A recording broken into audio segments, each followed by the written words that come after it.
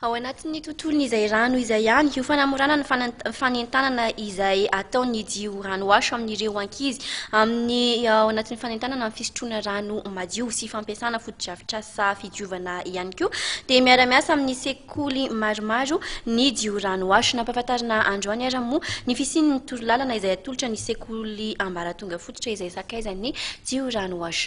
Rotsira kotin'ireny sy mamra Samuel Trany.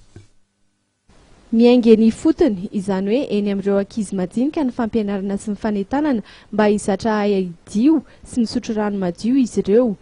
Isan'ireo nanampy amin'izany ny Diorano Wash izay manana sekoly sakaiza maherin'ny arivo eo miara-miasa aminy amin'ny fanentanana ny fampiasana ny fotodrafitrasa fidiovana sy ny fanentanana amin'ny fahadiovana.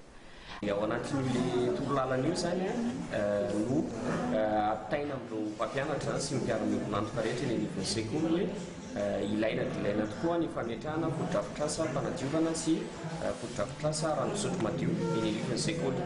Izay rehetra izay mba ahafahantsika miantoka fa ny ankizy dia salama tsara, afaka manaraka tsara ny fampianarana ary mampita ihany koa ny afatra momban'ny fahadiovana sy ny fidiovana any anivon'ny fiarahamonina izay ny fian'ireny ankizy ireny.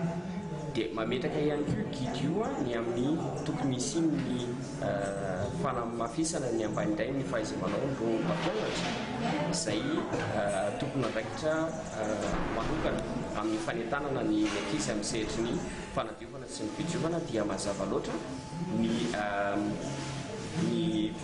votoatin-kevitra fahatelo ngezabe anatin'io boky io dia ny fanentanana ny ankizy amin'ny alalan'ireo fitaovan-tserasera isan-karazany izay tokony apetraka ny anivon'ny sekoly. Anisan'ny fepetra izay tsy maintsy ananan'ny sekoly mba ahafahany miditra ho sakaizan'ny Diorano Wash ohatra ny tsy maintsy ananana lavapiringa ary koa ny fananana fotodrafitrasa fidiovana sy rano fisotro madio. Ny tanjon'ny Wash moa dia ny ampitomboana isan'ireo sekoly naman'ny Diorano Wash ka ho lasa 8 arivo na 9 arivo amin'ireo 5 arivo sy 4 alina misy eto Madagasikara mialoha ny taona 2024.